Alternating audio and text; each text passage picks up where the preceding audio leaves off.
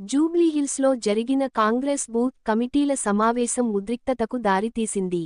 మంత్రులు సమక్షంలోనే కాంగ్రెస్ నేతలు ఘర్షణకు దిగారు. రహమత్నగర్ కార్పొరేటర్ సిఎన్ రెడ్డిపై భవానీ శంకర్ వర్గీయులు దాడికి యత్నించారు.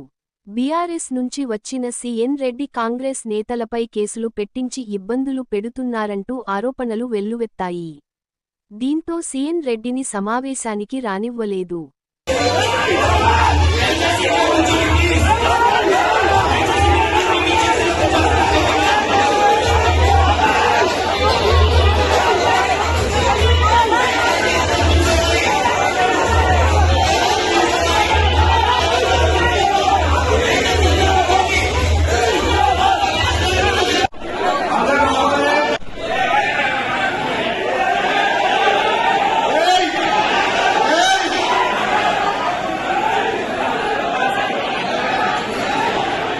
Go ahead.